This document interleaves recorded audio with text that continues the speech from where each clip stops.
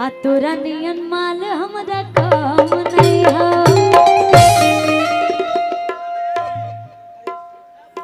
ए भैया आ जइबे तो जो हमरा काम नहीं हो। आ तोरा नियन माल हमरा काम नहीं हो। अब पिया संग सुती है बीतई है दिन राती, बीतई है दिन राती। क्या बात है? एगो लड़का एगो लड़की से प्यार करता आ लड़किया के शादी होके जाता। अच्छा लड़का से? हाँ तो लड़किया लड़कवा से कहतिया ए जान अब हमार शादी होता, अब तो हम जाता नहीं। कहाँ जाता है? लड़किया के लगे था कि लड़कवा के अफसोस हो, लेकिन अच्छा लड़कवा का कहता कैसे कहता कि जइबे तो जो हमरा गम नहीं खे आ तोरा नियन माल हमरा कम नहीं खे। आओ भैया तनी अंदाज में। हाँ आ जइबे तो जो हमरा गम नहीं हो, तोरा नियन माल हमरा कम नहीं हो। तो जो हमारा काम नहीं हो, थोड़ा नियम माल हमारा काम नहीं हो। तो जो हमारा काम नहीं हो, थोड़ा नियम माल हमारा काम नहीं हो। पिया संग सुती है बीतई है दिन राती, बीतई है दिन राती। वाह क्या बात है भैया। हम कहल जाओ कि पटना से दिल्ली के लिए सुपर फास्ट रेल है और ये भैया के डांस के आगे तो भैया ऋतिक रोशन भी फेल है। क्या बात है? काहे के बा कि जे भी तो जो हमारा काम नहीं हो, तोरा नियन माल हमरा कम नहीं हो। जइबे तो जो हमरा गम नहीं हो, तोरा नियन माल हमारा काम पिया संग सुती है बीतई है दिन राती, बीतई है दिन राती। कि तोर फटे ओए! छाती, रे साथी काले आई तू बराती, रे साथी तोर फटे छाती।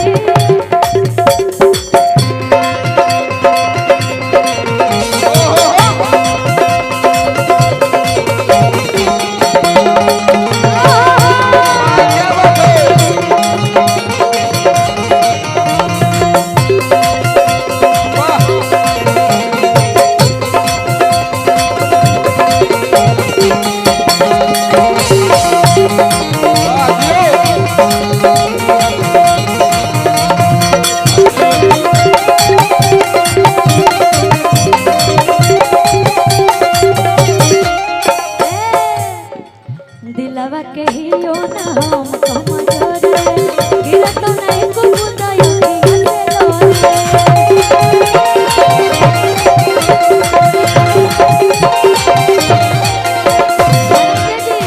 दिलवा के हियो ना हम कमजोर रे, गिरत नहीं कुकुदाई से लोरे।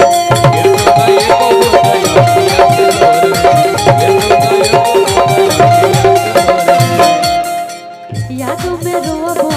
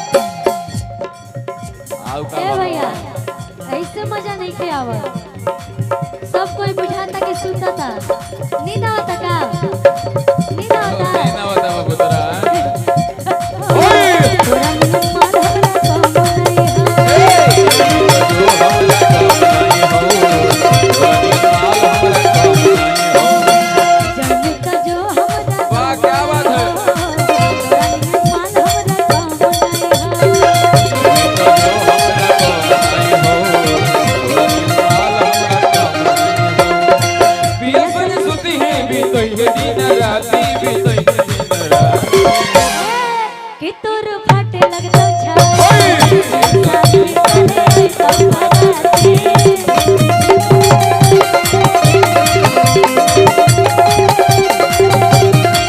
सब फटेल तो छाती रेता फीका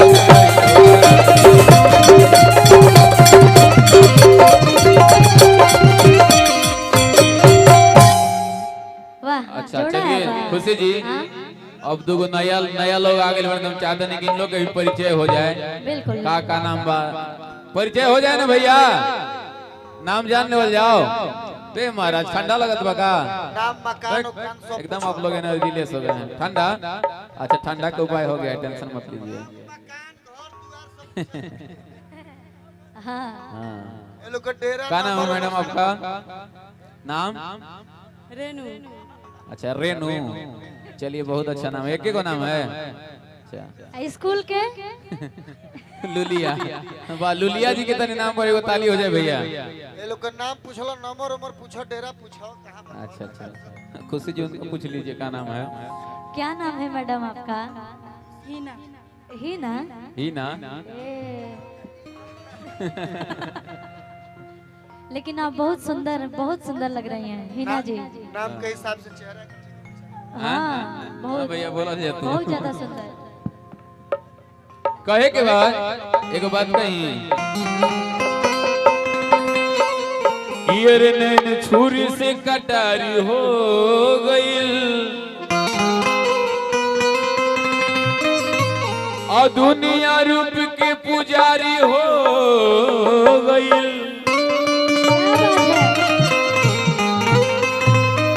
कि अरे जो भी के हुआ के नजरिया में बस जाला बुझी हो कि प्रेम के बीमारी हो गई। खुशी जी हुए भाव में तो नहीं हुए गाना।